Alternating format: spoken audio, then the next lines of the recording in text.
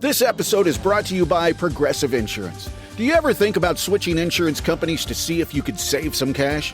Progressive makes it easy. Just drop in some details about yourself and see if you're eligible to save money when you bundle your home and auto policies. The process only takes minutes, and it could mean hundreds more in your pocket. Visit Progressive.com after this episode to see if you could save. Progressive Casualty Insurance Company and Affiliates. Potential savings will vary. Not available in all states. Morning decisions. How about a creamy mocha frappuccino drink? Or sweet vanilla? Smooth caramel maybe? Or a white chocolate mocha? Whichever you choose, delicious coffee awaits. Find Starbucks Frappuccino drinks wherever you buy your groceries. You're gonna end up eating a steady diet of government cheese and living in a van down by the river. Live from Joe's mom's basement, it's the Stacking Benjamin Show.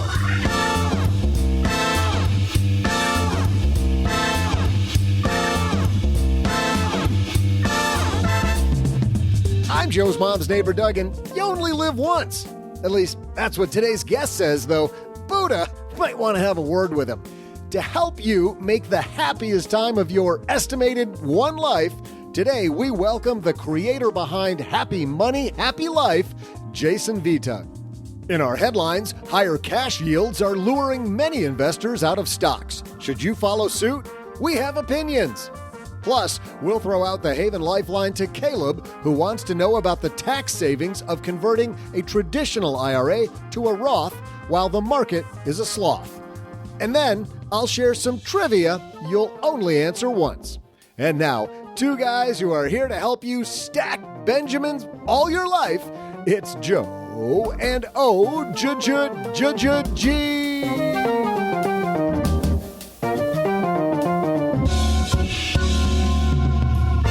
We are here reporting for duty on a Wednesday. I'm Joe Salsi, High Average Joe Money on Twitter. Welcome back to the Stacking Benjamin Show. I'm so happy you're here. We're going to talk happiness, and there's nothing that makes me happier than sitting across the card table from this man, Mr. OG. I would almost second those, because I'm certain there are things that make me happier than sitting across from you. But thank you. You're in the top 20. 20? You're in the top 23. Wouldn't that be wild if you were wildly specific about that? That'd be great. The whole Stacker community is wondering. Normally, we try to get right to it, but the whole Stacker community is wondering if your house is still standing. So for people that have not listened to past episodes, they may not know what we're talking about. But if you have, house still there, and is your son still alive? Yes to both. Yep, just some 2x4s and some sheetrock. So yes, easy peasy, lemon squeezy, as they say. There was an accident at the OG residence, but today's no accident. We got Jason Vitug here. How about that? Ninja See what you did there. Segue there. Yes. A headline, I think. My goal today is see if I can get OG's eyes to roll. We're going to get some eye roll, maybe, from our first headline. But you know what? Before that, I went to see my doctor because I had this issue, and he told me all this. I had a breakfast mentoring meeting yesterday with a young woman who was just amazing. She is graduating from college with a degree in wealth management, and she reached out hoping for some pointers. And listen, if somebody's in Texarkana and wants to go into this beautiful field of personal finance and helping people get their money together, that is incredible. But even more incredible is how she reached out, how she was trying to network.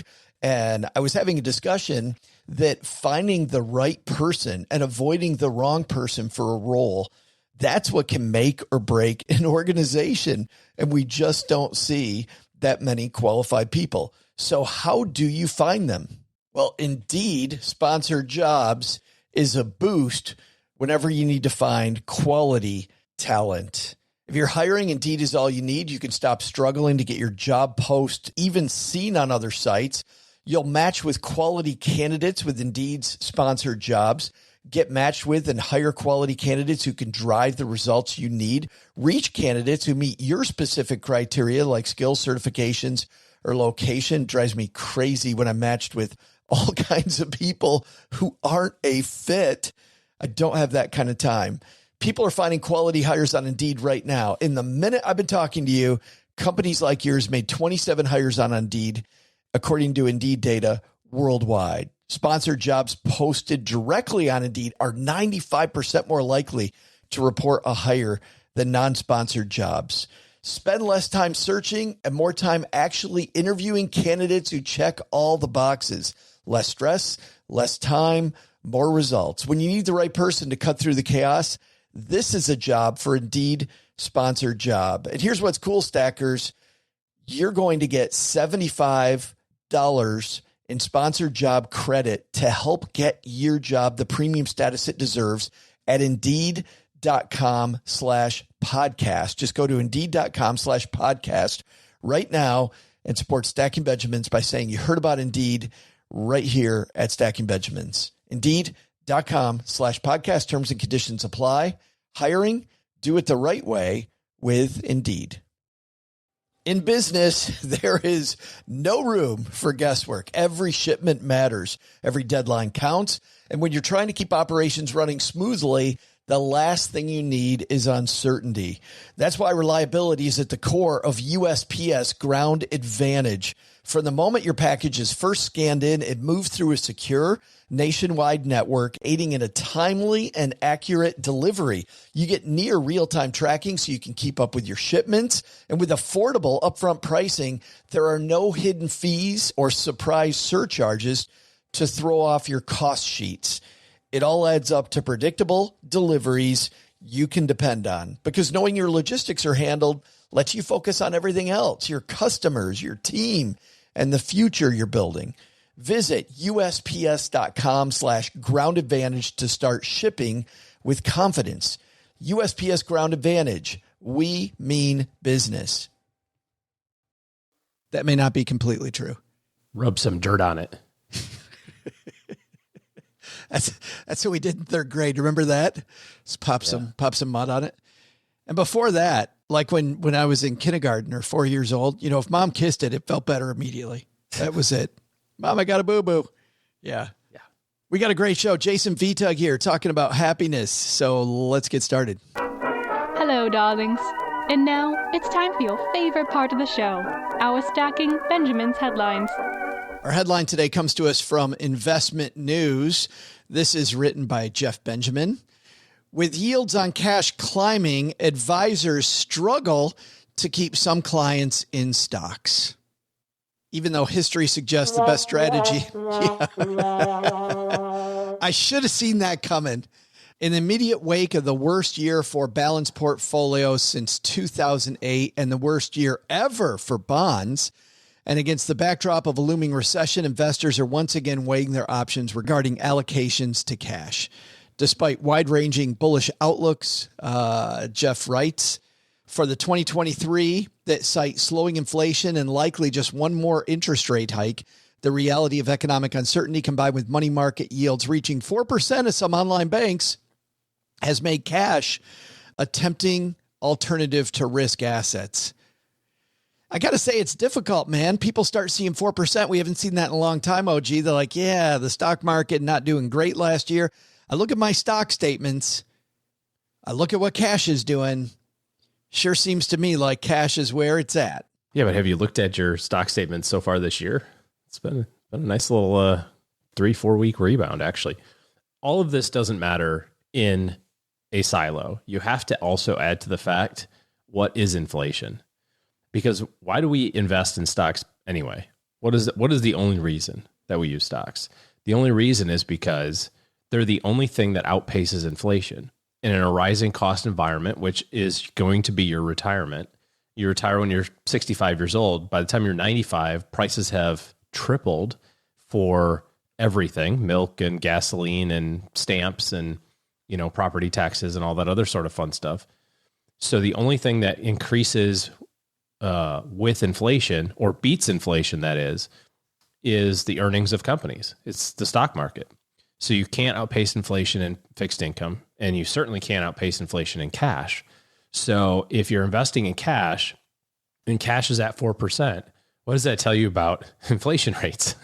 It tells you you're not catching it yet.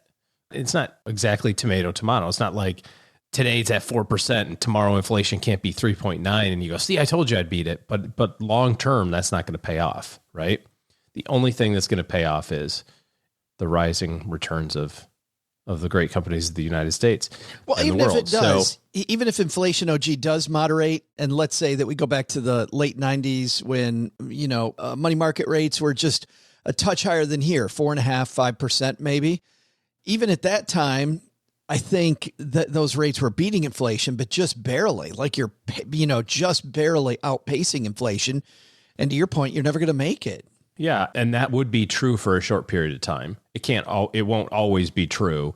And if you look over the timeline of your retirement or the timeline of your savings until retirement and then through it, there's no way that cash will outpace inflation during that entire period. So the only thing that does is ownership of companies.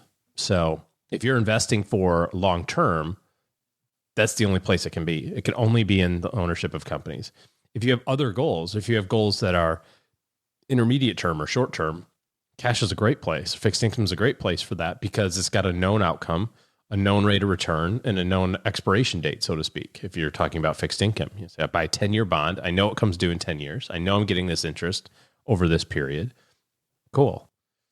But if you're talking about investing for your retirement, if you're 35 years old and this is kind of your first really major downturn, you don't really remember the COVID one because it happened in 17 days and came back and you're like, yeah, whatever. But this kind of extended year-long one is your first one and you're thinking, maybe stocks aren't for me. It's a lot more fun when they just go up 20% every year, but when they go down 20%, I don't like it. No, this is going to happen every 5 or 7 years. This is what happens. So be okay with it. Part of the journey. There are people listening to us that maybe have already gone to cash and they're like, well, and you already answered this, OG. Pull up. I'll get back in when up. the market starts, when the market starts going up. Market starts going up. That's when I'll get back in. And then they heard you at the beginning of this segment going, have you looked at the numbers lately? Because we get lulled to sleep when things go really well for an extended period of time. We get lulled to sleep. We go back to work. We do our thing. Market goes down for a while like it has last year. We get lulled to sleep. We have no idea. I bet there's a ton of people listening to this show that have no idea that the market has gone the right way the last few weeks.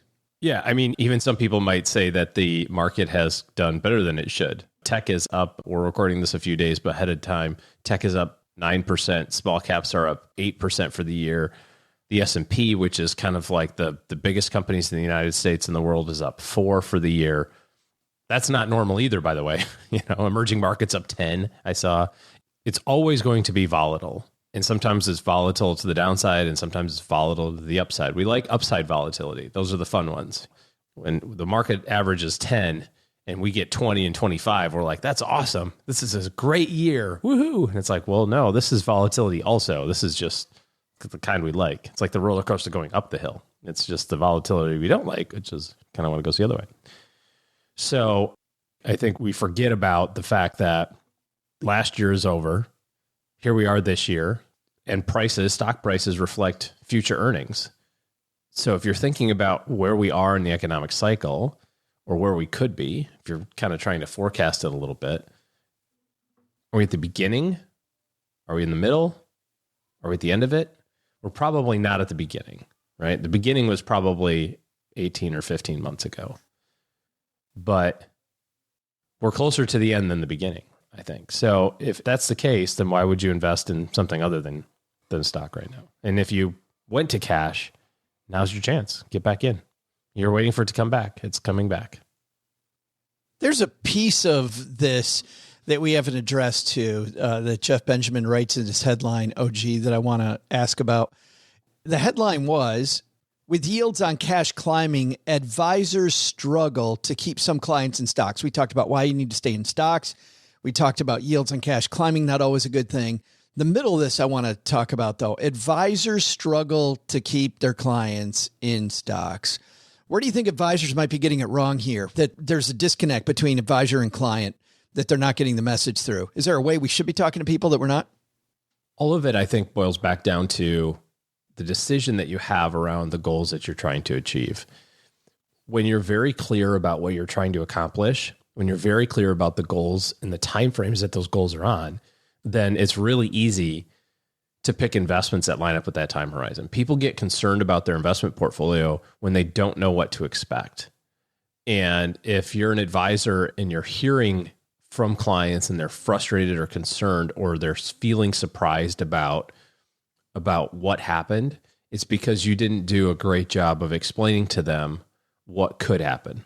And there's lots of tools, there's lots of technology that you can use to illustrate here's where you'll probably be. But more importantly, if you tie that back to your goals and say, hey, your goal is in 25 years from now, so we're going to use an investment tool to help you reach your goal that is a 25-year time horizon. And during that time, I'm pretty confident that, you know, you'll average X% return, because historically that's what it does. But there's going to be times, probably every 5 or 6 years, where this investment tool is not going to do well, and it's going to do really poorly, as a matter of fact. And here's what that looks like. You know, you have $1 million today. You could wake up in 12 months from now and have 800,000. And by the way, that's completely normal.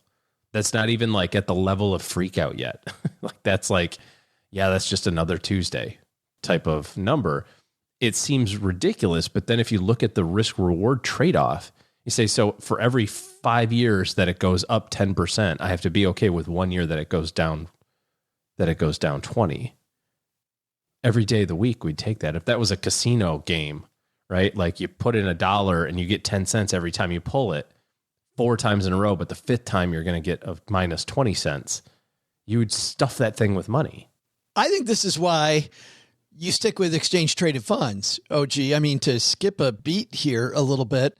So you're playing these laws of large numbers, because if stocks in general are based on the economy, you stuff it full because there's a certainty around the economy where there's a lot less certainty around a single company. I think it's the same thing you're talking about, right? Sure. I mean, diversification is always going to beat non-diversification, trying to find one stock, except for the one time that it doesn't.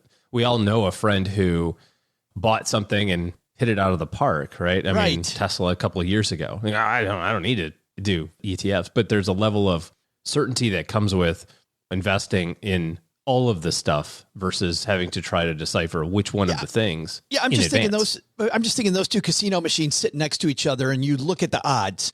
Right. Odds of one, it's going to hit it 1 out of 15 times, and you're going to hit it huge. Versus this is going to hit it 9 out of 10 years or 8 out of 10 years. You know, it goes up 70-something% of the time. So I've got a much better chance. I'm going to stuff the one full of money where I know that I'm going to continue to win, where the winning percentage is absolutely huge. That's right. Yep. And if you were doing that, to kind of carry that one step further, if you were doing that with your mortgage payment that's due tomorrow, and you knew there's a 1 in 5 chance that you're going to lose 20% of it, you wouldn't do it, because that doesn't match the timeline.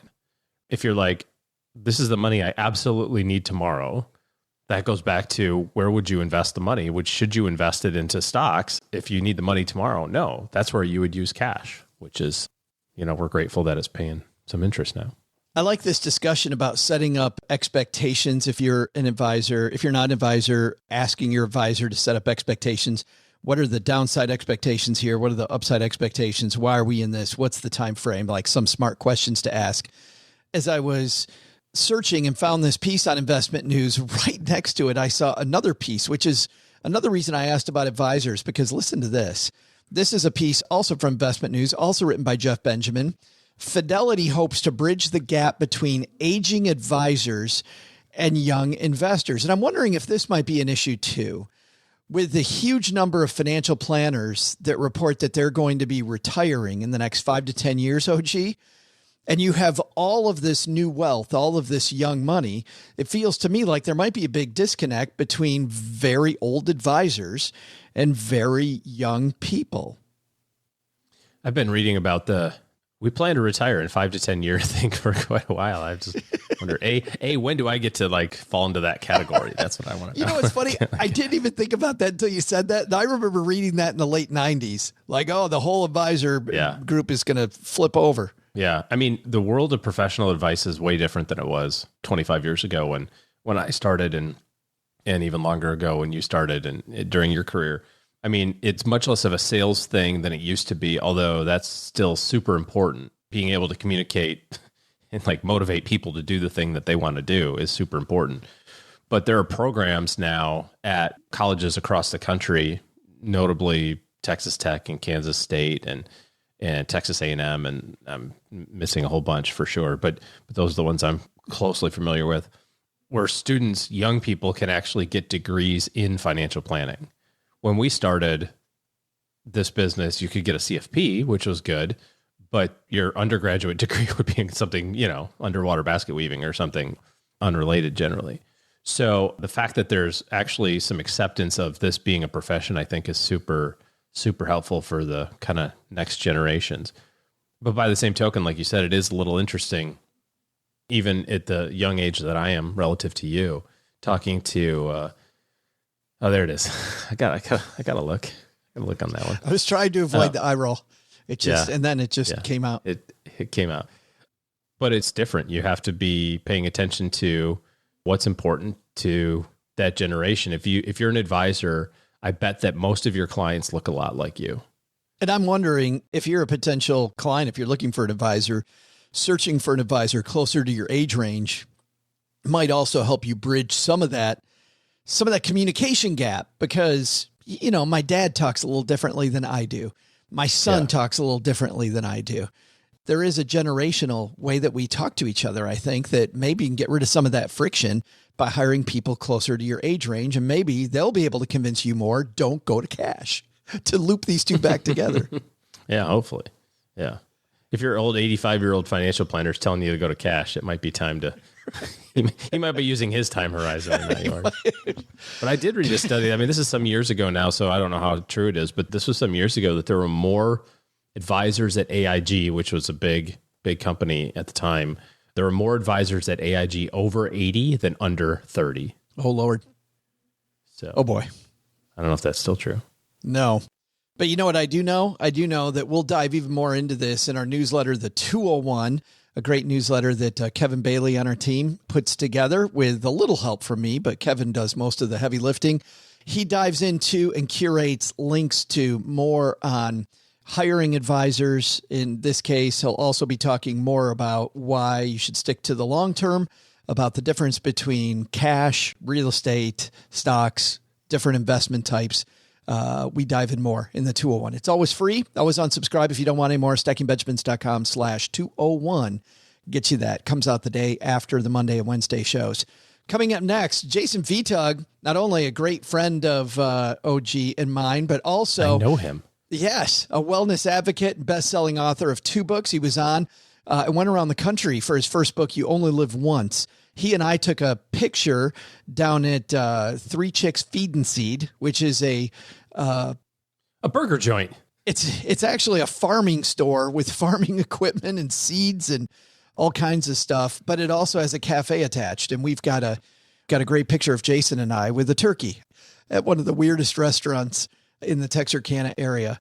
But the reason I wanted to talk to him is that as we've emerged from this time when we weren't together to a time when a lot of things are changing, we've had a lot of people on lately, OG, talking about happiness. And I think Jason does a great job of wrapping money, something he's been deeply involved in his entire career in banking, with credit unions, and now with Frugal, his brand, and his 2 books, and this idea of happiness.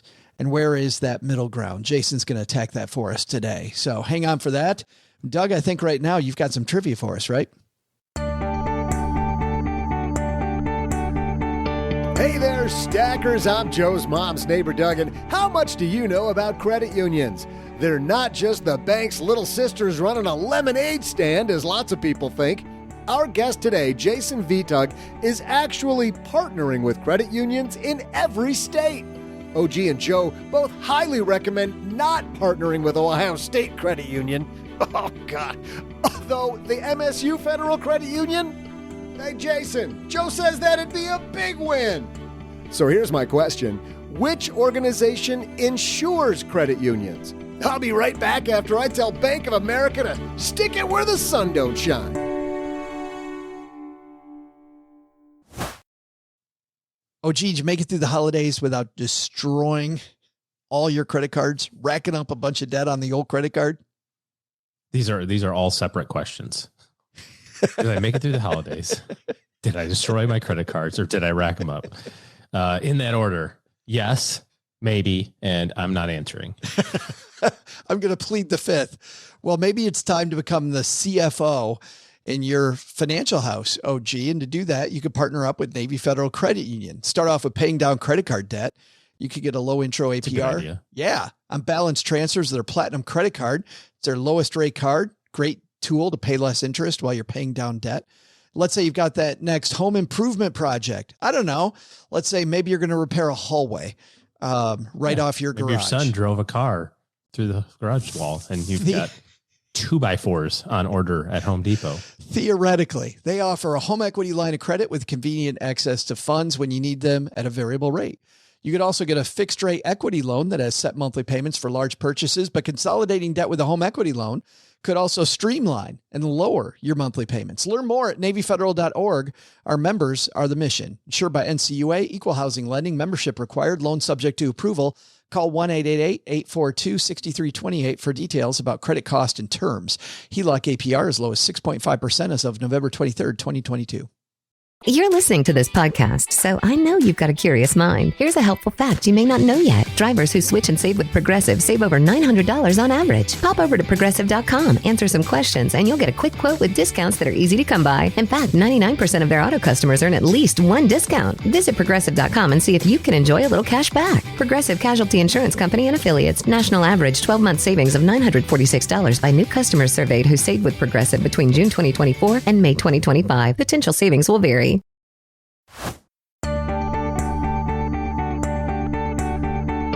Hey there, stackers. I'm nonprofit nutjob and discriminating depositor Joe's mom's neighbor, Doug.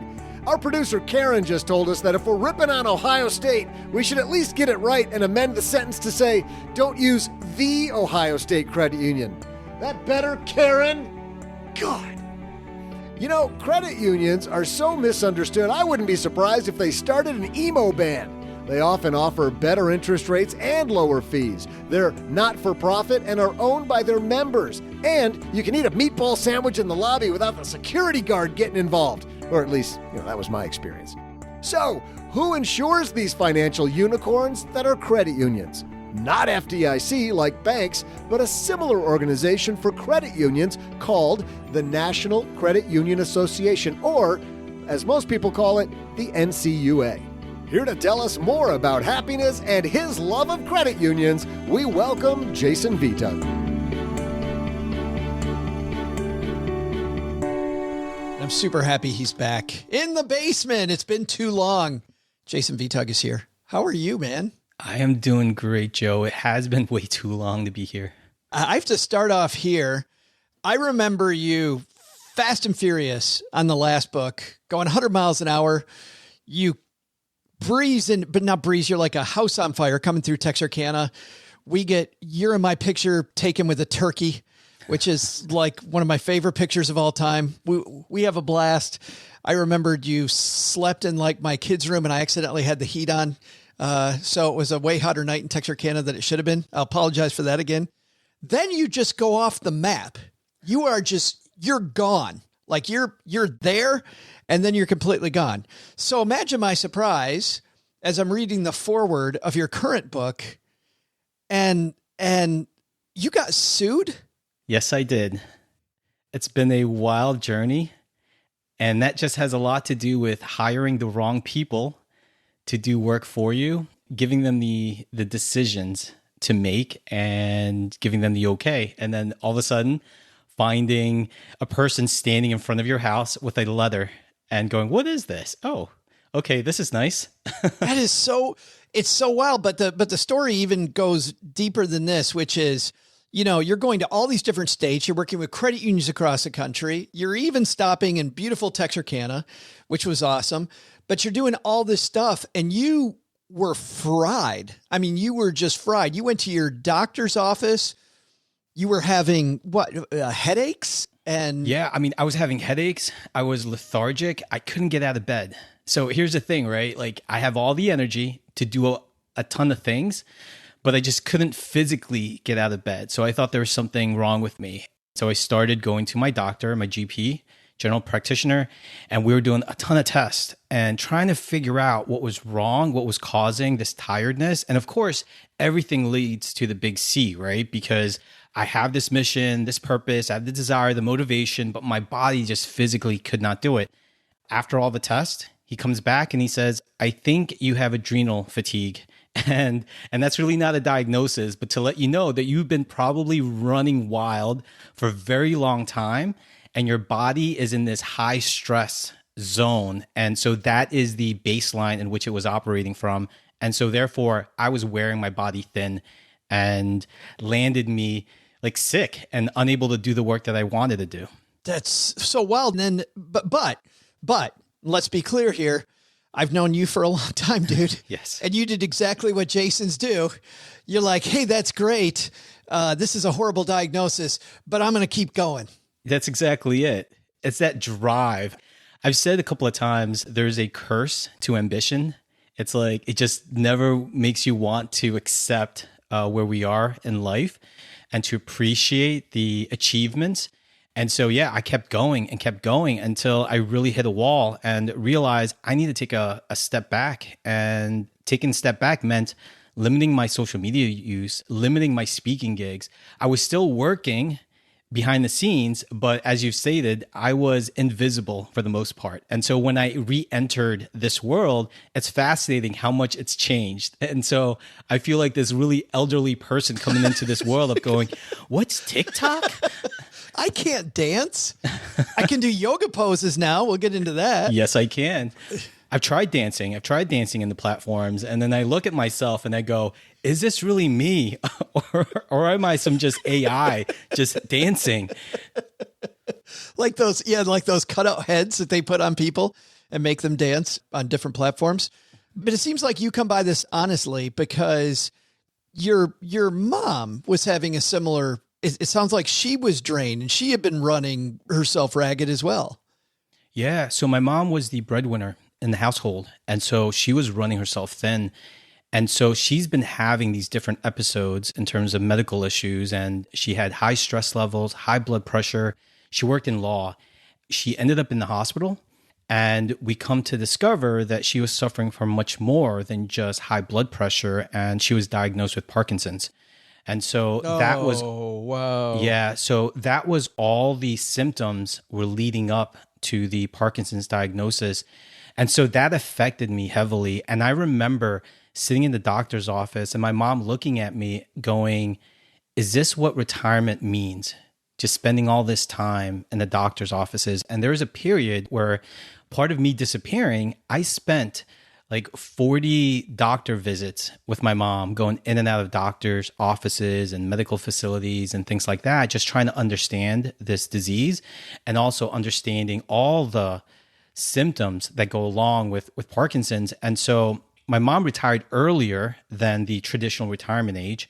And so this was all just a shock for me. So not only was I having my own medical issues, now I'm dealing with my mom's medical issues as well. And so that took a big toll.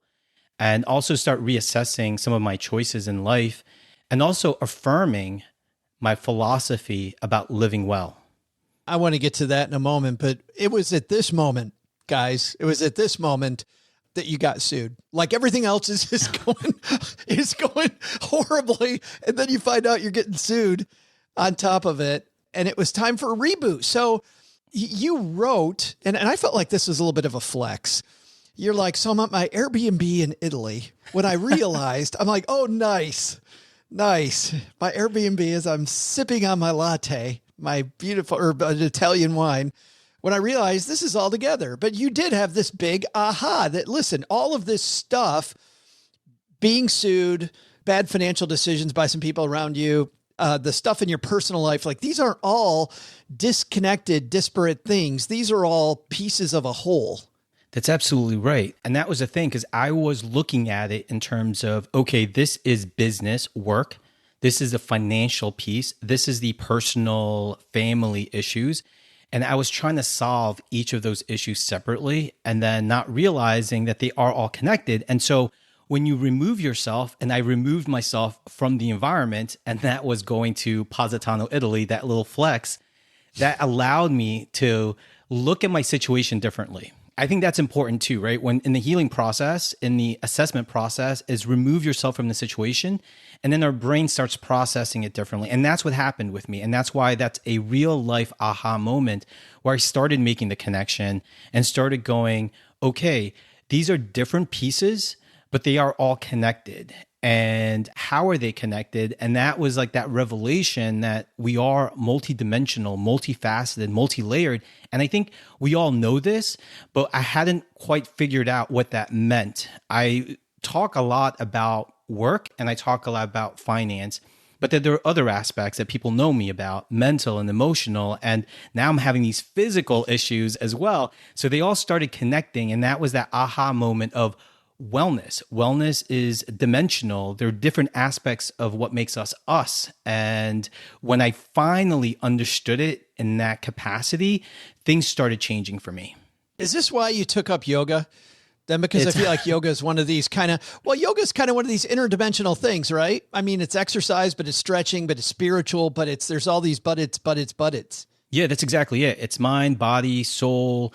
It's physical, it's mental, it's spiritual, and it's also social. You get to hang out with other people going through this experience, and you tend to do these in different places. So it has an environmental factor in it. So yeah, it actually hits all these dimensions.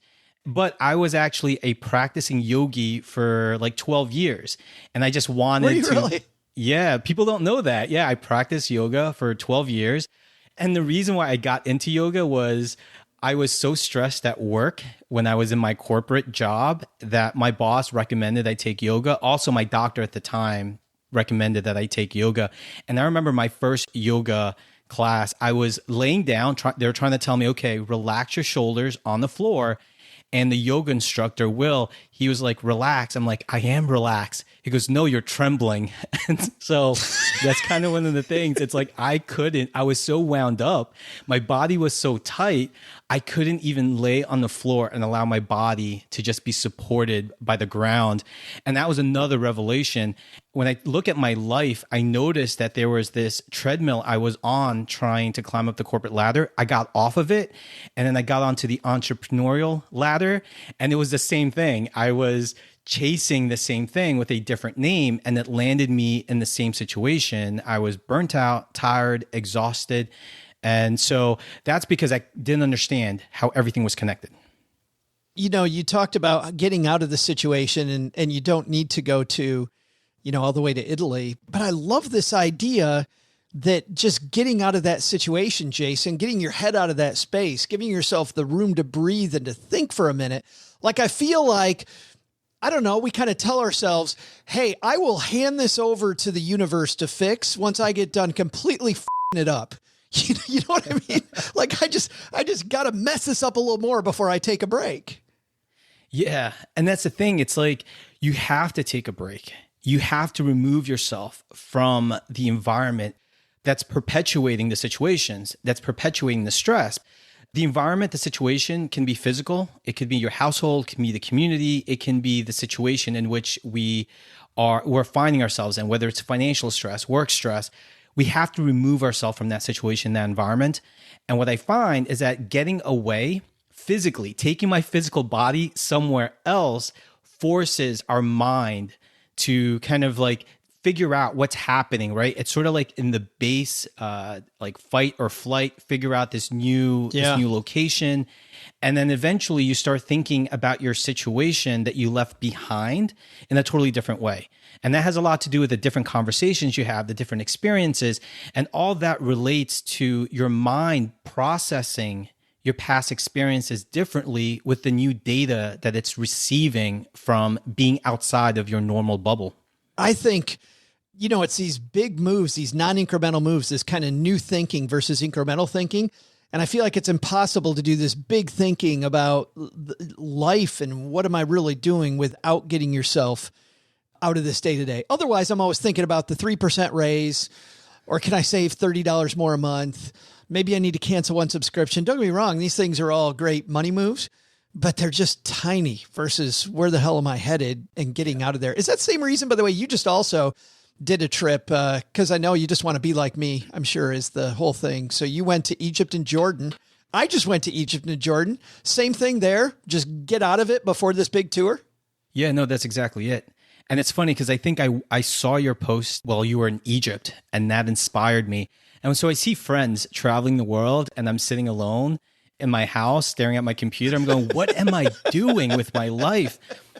But that's changed, toxic. You should not do that. That is just so bad. It is so bad. And that's kind of one of the key things too. It's sort of like our circle of friends does influence us, and also in a non direct way in terms of social media, right? You're just posting because you're enjoying your time. And then eventually you're influencing guys like me staring at your profile picture of this amazing trip. But I also understand too that you enjoyed your time there. And that's exactly what I wanted to do. So I knew that I was going to go on this tour to promote the book. But what I wanted to do was to kind of get away from the day to day and reassess. Yeah. And so I've always wanted to go to Greece. I've always wanted to go to Egypt and Jordan to see Petra. But for some reason, Joe, I just wouldn't go. I've been to so many other parts of the world, and you know my travel stories. I've been to Asia, South America.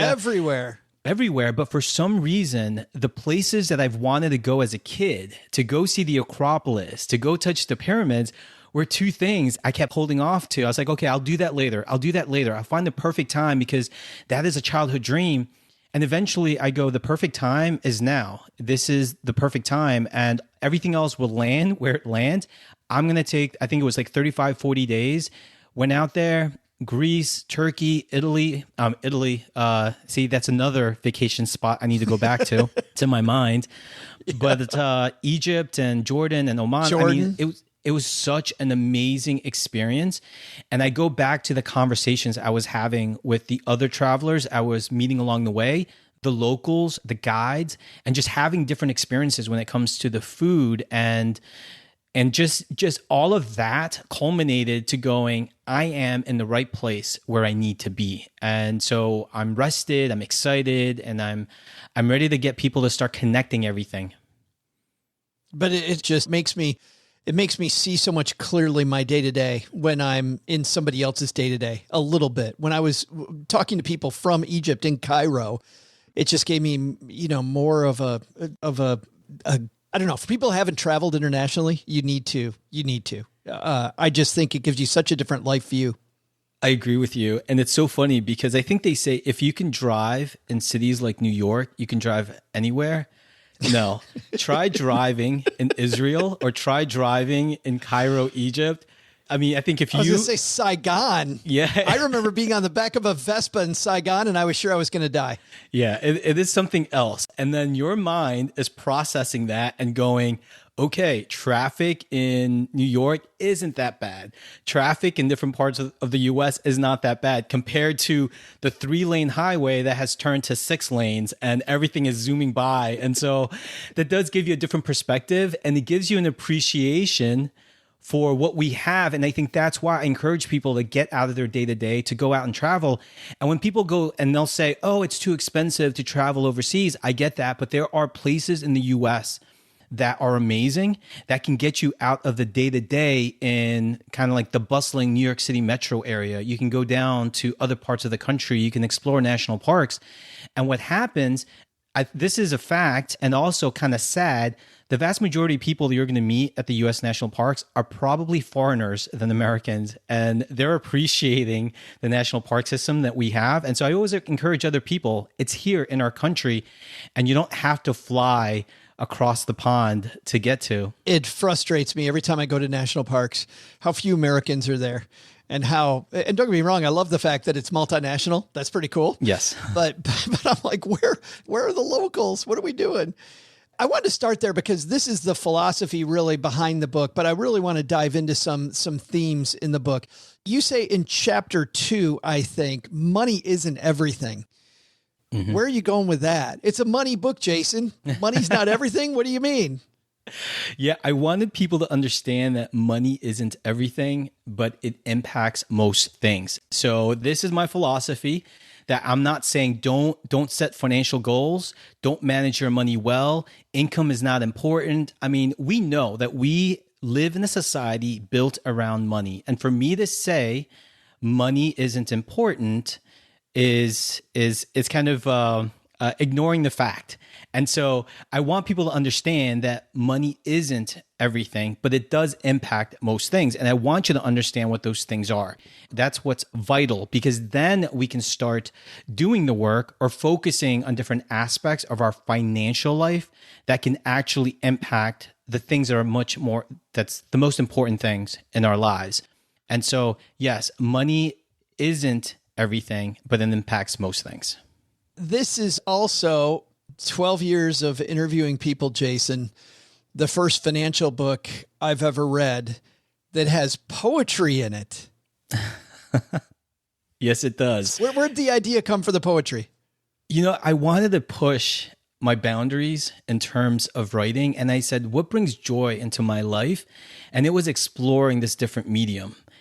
Before the quarantine, before the pandemic, I had this experience of like just feeling overwhelmed again with my mother's diagnosis and things like that. And one morning I woke up and I just started rhyming, and just words just started flowing in a very rhythmic, poetic way. I started writing it down and I wanted to share it out, but I was embarrassed. I was embarrassed to share this type of writing. And so I remember I held on to it for a year. And then I went during the pandemic and the quarantine, I went to yoga teacher training online. So this was the first time that the big Yoga Alliance certification body allowed teacher training for yogis online. And I said, okay, I think this is my time to do this. And they went and said one day, do something that makes you uncomfortable and share it to this cohort. And I go, the most uncomfortable thing for me right now isn't getting into these yoga poses. It's to sharing this poetry that I wrote. I was so nervous. I was stumbling. And you know, I speak for a living, but I was stumbling. I was nervous.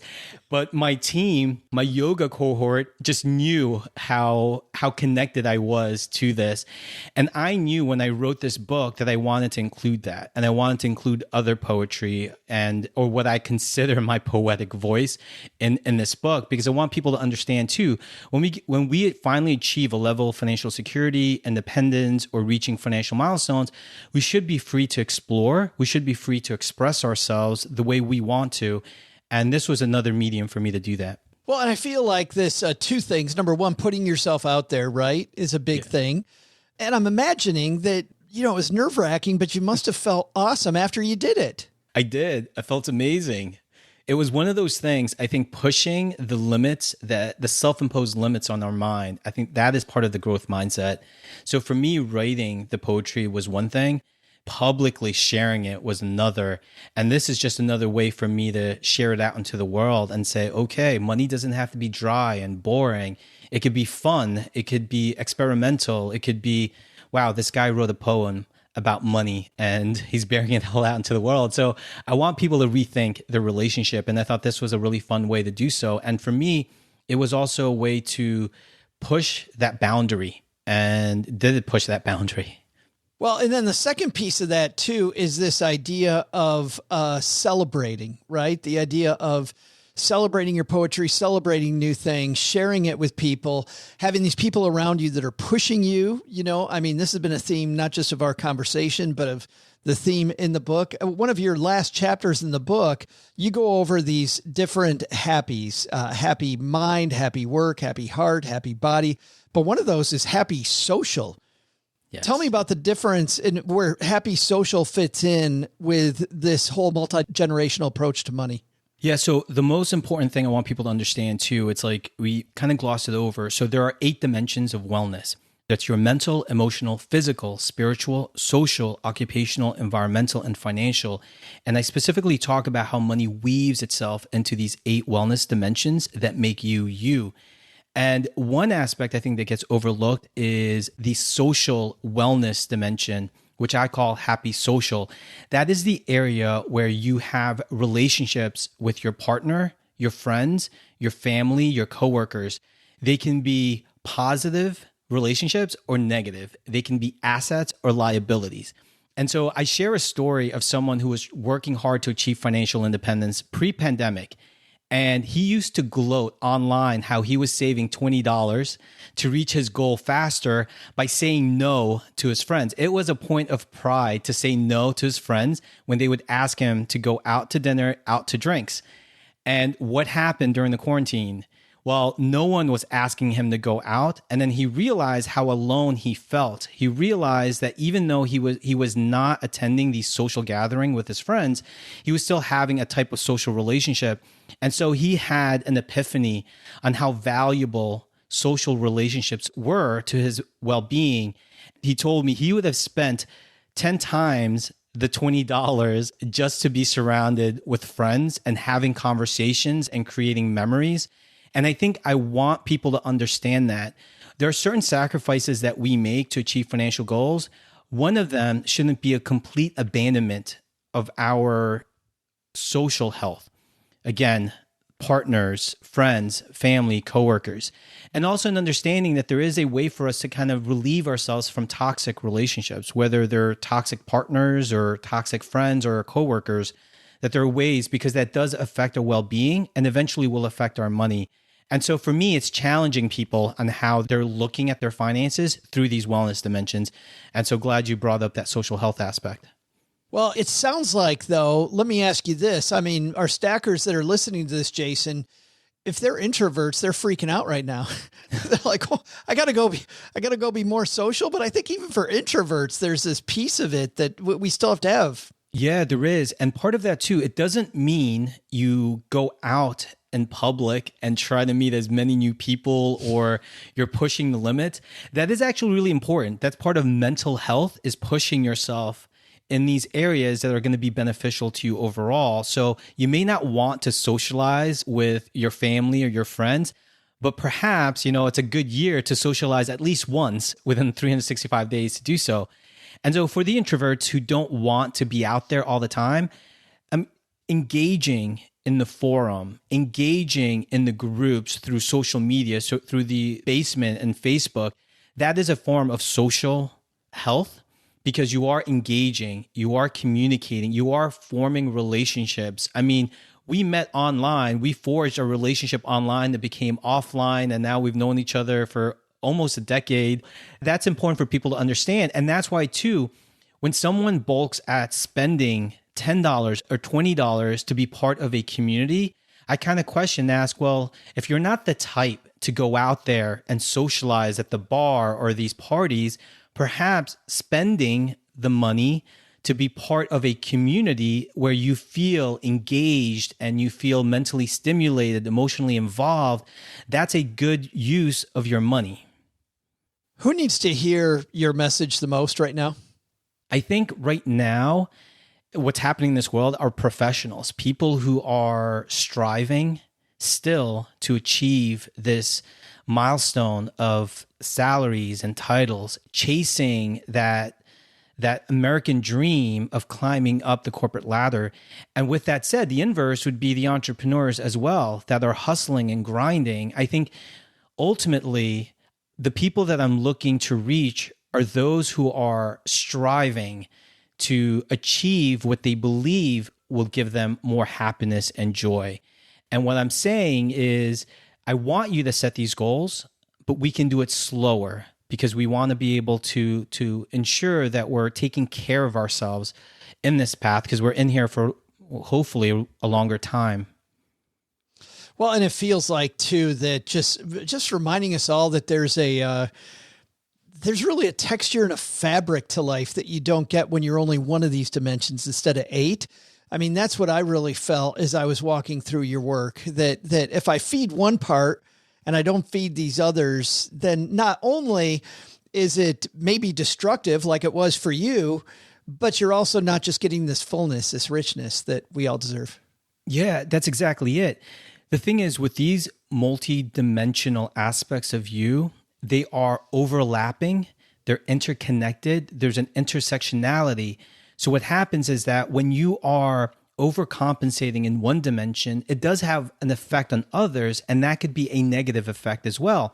So for instance, if you're focusing solely on financial goals and you're saying, oh yeah, I'm financially healthy, sacrificing your social health to achieve those goals, well, eventually you'll realize that once you've achieved, let's say, financial independence, you're going, wow, I'm celebrating and I'm all alone. Yeah. And it doesn't feel as good as I thought.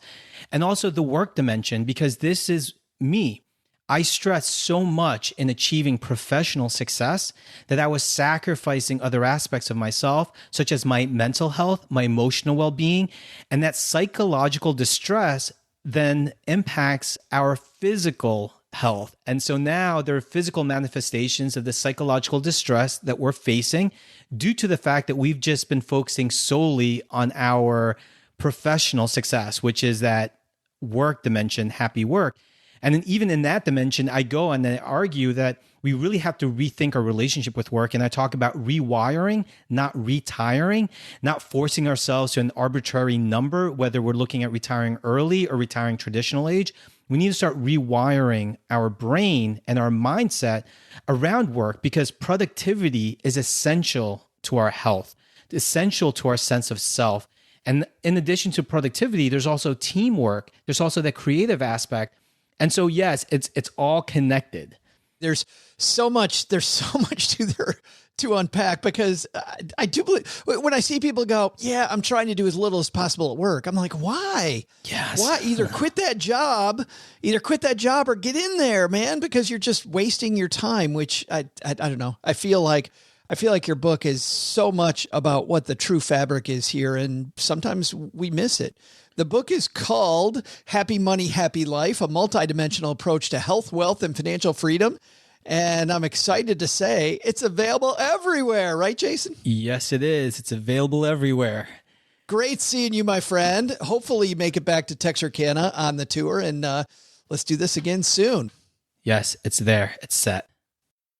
Hey, this is Andy Hill from the Marriage, Kids, and Money podcast. And when I'm not singing Disney karaoke songs with my kids at home, I'm stacking Benjamins.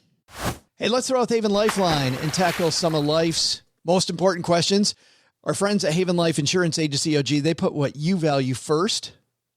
What do I value? You know, I would value cleaning my desk off. It's a nice buffer day activity. I created quite a mess on my focus days, so I need some cleaning time. I was thinking that today. I mean, not that you need to clean off your desk, because you do. But I was thinking the same thing. I'd love to do that right now. I just feel like doing some laundry. But no, I'm getting on a plane in about an hour. Self-inflicted. It is self-inflicted. You chose it. It'll be a good conference, but I'm just not in the mood. I know I will be when I get there. That's always the case, but not right now. Yeah, it's actually, let me see here. Haven Life says it's your loved ones and your time, which makes a ton of sense to me. Because if your desk is clean, you can focus on your time with your loved ones. Why they be buying quality term life insurance actually simple. You go to stackingbenjamins.com/HavenLife now. You get a free quote at Haven Life. They're committed to offering a modern way to buy life insurance. The application is simple. It's online. Instant coverage decision. Affordable prices. Lovely customer support. And all policies issued by not a company that just got here that you've never heard of, but their parent company, Mass Mutual, which is more than 160 years old. So you know that they've done this before. Today, we're going to throw out the Haven Lifeline to our new BFF, Caleb. Hey, Joe and OG, referencing back to the episode you did about 401k mistakes and leaving an old employer plan in place, I left a job earlier this year with a 401k of about 8 years of savings, all done while the market did nothing but go up. I have a self-guided Roth with my big bank. I have read there is potential future tax savings by converting a traditional IRA to a Roth while the market is down. Would it be best to convert my former employer plan into my Roth, set up a new traditional IRA and roll it into that, or once I become invested with my new employer, roll the money into their plan? Long-time listener, still hoping to learn something. Thanks. Hey, thanks a lot for the call, Caleb. Hopefully we teach you something today. That's our goal. I think OG got some good stuff for Caleb. So the question is, should we convert pre-tax money to after-tax money, pay the tax today, and then have it be tax-free forever? And sometimes that can be a good timing decision, if the market's down and you expect it to rebound. Really, this just boils down to, do you have the money to pay the tax now? So if you're going to convert pre-tax money to Roth money, the IRS is going to expect a tax payment today. And you want to be able to pay that out of pocket, not out of your investments. So if you can pay for it in cash, if you pay for it out of the investments, you have to take a distribution, and then that's taxable too, and a penalty. So we don't want to do any of those things. Secondly is, how long do you have between now and when you need the money? If you're young and you have long time for that money to compound, that's a great thing. If you're, on the precipice of retiring, you don't have as much time for that to compound. So the tax-free nature of that may not be as beneficial. So really it's just, do you have the taxes set aside, the amount that you'd have to pay the tax bill for? And then where to put it is kind of the next question is, do I put this in my Roth IRA that I already have established, or do I put it in my 401k at work? One of the other things that you could do to make this a more seamless transaction, or if you're trying to decide, should I put this in my Roth at the company that I already have, or should I put it in my Roth 401k? Some plans allow you to do in-plan Roth conversions. And what that means is you can take your old 401k, put it with your new 401k, convert all of it to a Roth at one time. Again, you're still going to owe the taxes. You're still going to have to pay the tax bill this year, but it's all in one place. For simplicity purposes, I would have all of my Roth money in one place if I could, so whether that's in your 401k, if your plan allows that, or if it's in your Roth IRA that you've already established, at a brokerage company or whatever, that's fine too. This is a great idea. Any money that you can get away from Uncle Sam is better. I'm kind of with Ed Sled on this, which is to say, just get as much money tax-free as possible. Then you don't have to worry about it. Great idea, Caleb. And I hope you lock that in. Super excited that he called OG and that he got the green light, because Caleb's going to do some good things with that. If you've got a question for us, like Caleb had, head to stackingbenjamins.com/voicemail, and that leads you to the Haven Lifeline. Super easy. You just press a button on your computer and speak. That's all that happens. Just ask the question. And for being brave like Caleb was, we'll send Caleb, and we're going to send you, when you call in, a Haven Life Stacking Benjamins Greatest Money Show on Earth t-shirt. Super comfortable, fantastically designed. Nice job by Brad Lark and his team at Flying Pork Apparel in Cincinnati. Hey, a couple things on the community calendar for this week. I will be doing an Instagram Live this afternoon, 5 p.m. Eastern. Come hang out with me. Come hang out with other stackers. It's nice to just have a chat about the episodes that week. Often we have a guest, but usually when I'm in town, and I am in town tonight, come join me over on Instagram. Just go to Instagram, put in Stacking Benjamins Podcast, and follow us so you get notifications whenever we go live, because sometimes it's on other days. Also, you may have heard already, we have a brand new sister show coming on real estate, the Stacking Deeds podcast. That will launch on March 7th. Thanks to everybody who's given us notes about the show. I know our host, Alan and Crystal, who both been on Stacking Benjamins, super excited about that. Actually, I take that back. We recorded the episode, but guess who's on the show on Friday? Alan Corey. Alan Corey joins us on Friday, co-host of the new Stacking Deeds podcast. He, along with Mindy Jensen and Paulette Perhatch, going to be talking some real estate renovation. OG, getting ready to sell your house. We're moving into that spring time when people start putting their houses up for sale. What fixes are worth it? Which ones aren't? So we brought in the big guns, Alan and Mindy, and of course our own Paulette for that. Going to be great. Join us on Friday. If you're not here though to talk about renovating your house, you're not here to talk about cash versus stocks, you're worried about recession fears ramping up, and you may be feeling anxious to make some moves in your finances. Maybe you were thinking about going to cash, and hopefully today we talked you out of that. Well, however, what I want you to do instead, check out this free guide OG and his team put together that'll help you plan more and panic less no matter what the market does. It has some great insights on what you should be doing and smart questions to ask yourself so that you make financial decisions your future self is going to thank you for. Head over to stackingbenjamins.com/guide to get that free guide from OG. All right. That's going to do it for today. Thank you so much for hanging out with us, everybody. Doug, you got it from here, man. What should we have learned today? So, what should we have learned today? First, take some advice from Jason Vitug. Happiness? It certainly involves money, but there isn't a direct correlation between money and happiness. So, use money as a conduit to your happiness, and you'll be much happier with your financial plan. Second, higher interest rates on cash? Sure, put your emergency fund in a high-yield cash account, but your long-term money should stay in investments that have a history of beating inflation over long periods of time. And that ain't cash. But the big lesson? Sure, you only live once, so you should be happy, but getting a you only live once tramp stamp after Jason's last book tour does not help. Don't ask me how I know. I just know. Okay, now to get happy money, happy life right across my right bicep, right over that sweet barbed wire tat I have. Thanks to Jason Vitug for joining us today. You'll find his book, Happy Money, Happy Life, wherever books are sold. You can find out more about his work at jasonvitug.com. We'll also include links in our show notes where, oh, you already know, stackingbenjamins.com. This show is the property of SB Podcasts, LLC, copyright 2023, and is created by Joe Salcihai. Our producer is Karen Repine. The show is written by the brilliant Paulette Perhatch with help from me, Joe, and Doc G from the Earn and Invest podcast. You can hire Paulette as your very own writing coach. With her program, Your Personal Editor, you get 10 sessions one-on-one with Paulette to add power to your words. More information at yourpersonaleditor.com. Kevin Bailey helps us take a deeper dive into all the topics covered on each episode in our newsletter called The 201. You'll find the 411 on all things money at The 201. Just go to stackingbenjamins.com/201. Tina Eichenberg makes the video version of this show. Once we bottle up all this goodness, we ship it to our engineer, the amazing Steve Stewart. Steve helps the rest of our team sound nearly as good as I do right now. Want to chat with friends about the show later? Mom's friend Gertrude is our social media coordinator and the room mother in our Facebook group called The Basement.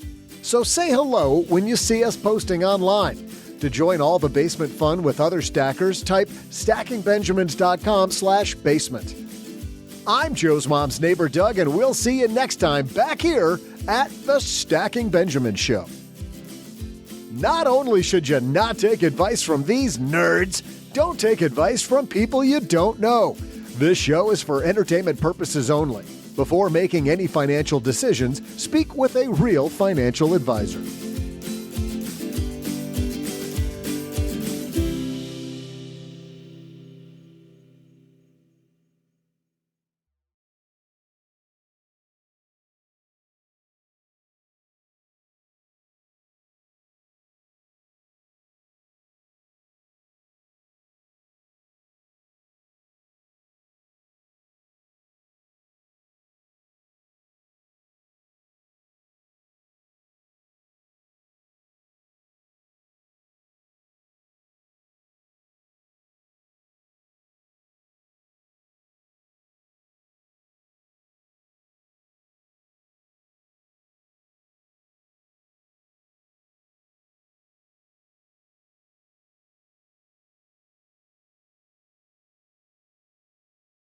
Have you done any New Year's resolutions, restitutions?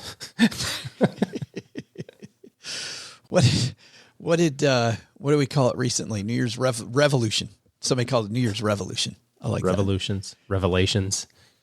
Any of these things happen in the last? Because we're at the end of January already. Didn't they say like one of these days? I don't remember what day it is, but one day is Blue Monday. It's like the worst Monday out of all of them. I don't know when that. Because the people just down because of lack of vitamin D, that kind of thing. All the dopamine from Christmas is worn off, and you're just gone. back in the grind. It might be now. It might have happened the other day. But anyways, we're at the end of the month. Did you start anything new? Keep anything new? Throw anything out? You know what's cool, dude, is that you got me involved a couple of years ago in Strategic Coach, and that was one of the best decisions that I've ever made. My spouse thanks you. I feel like I look at life. I thought I looked at life holistically. I didn't look at it nearly as holistically as I do now. And the reason I say that is at the beginning of December, I went to Chicago to my strategic coach session, sat with 30 other entrepreneurs and dove in. And I have a coach I meet with every Monday. We basically now spend our time going back through that book and making sure I'm implementing all the stuff I said that I'd do, which has been great, a great use of time. Go to strategic coach once a quarter. Mary Lou holds my feet to the fire. Make sure I do it. And it's been a great 1-2 punch. And it's good because last couple of weeks, I've looked back through some of those books from a year ago. We just pulled off a couple, and it's cool to go through and all the things I highlighted that were actionable I needed to do. And I check them all off with the exception of a few things. Every once in a while, as you know, there's an aha where you're like, oh man, I should be doing that. I should totally be doing that, which is why we went back. But the big thing for 2023, to answer your question, was we had to hire somebody, to work in social media with Gertrude, and also to take care of a lot of this behind the scenes stuff that we have. And we had an application process, but 90% of my goals for this year, business wise, about Stacking Benjamins, all require somebody to be in that role. So I'm happy to announce we had fantastic candidates, just wonderful people who I could have worked with. The people that applied were amazing, but we just hired a great woman named Kate Younton, who's joining our team. It's funny. Kate is just starting next week. She's had a couple orientation sessions, but I hear the cavalry coming on my New Year's goals, right? I hear everything is exactly like it was yesterday, but my mood has changed so much and my feelings about the year have changed so much because help is finally on the way. So I'm just actually you only have 11 months to get them done. So I know, right? I'm just getting started on my New Year's goals, but they are alive and well. Why do you ask? Just more curious than anything. Just something to talk about. I don't watch really any TV. I got rid of, as you know, that frustrates you. It's funny you talk about social media. You texted me a couple of weeks ago and I said something about the show and you're like, yeah, it would be really helpful if you got on social media. Yes, correct. One of the things I've been working on is to not be on social media. So I wrote back, yeah, I will never be on that again, but I will be happy to pay somebody to do it for me. Hire somebody. Listen, I'll tell you what, I jumped off and I'm sure that obviously I know that there's business use for it, but I can't delineate between those two. I can't have Instagram for business and Instagram for not OG. You know what I mean? Like it just smears together. So I stopped in November. I don't know why I picked November. I just said, starting today, I'm not going to go. I'm done. Social media. And more, it was an experiment of how long will it take to not grab your phone, swipe down, swipe, hit the button, swipe. You know what I mean? Like that automatic, when you grab your phone, you automatically swipe to Instagram or to Twitter, like automatically every time. There's no, or whatever your social du jour is, probably one of those two. And if not that, then Facebook. But it took almost 4 weeks, to not grab my phone and automatically swipe to that folder. I never clicked on it. I stopped myself before I got there. But now that I told you that, just pay attention to it over the next couple of days. When you, like literally when your phone's sitting there and you grab it, what's the first thing you do? Like I'm almost certain the first thing that you do is wherever you have your social buttons at. And I even did the whole, like, I'll hide them. I'll put them in a folder on like the third page so I don't see it. No, doesn't matter. It's Pavlovian. So yes, if you're missing OG on Twitter and I'm missing OG on Instagram, I've never been really a big Facebook fan. So not like, I used to do the AMA stuff. That's what I should do. I should have somebody sit with me and read me questions and I will answer them. I'm sure Kate is listening to this, is going to be doing social for us. And she's right now voraciously shaking her head going, yeah, not my job. Not my job. Yeah, not her. I'm just saying someone. Somebody. Maybe that'll be the next person we hire. The person who walks around and tweets my thoughts. Maybe. No. I was going to say, maybe it's payback from a certain person who drove a car through a wall. Just say, hey, guess what you get to do today? This was, you're my social media expert. You get to sit with me. Follow me around and Instagram me. That'll teach him. He's never doing that again. Deep Thoughts by OG.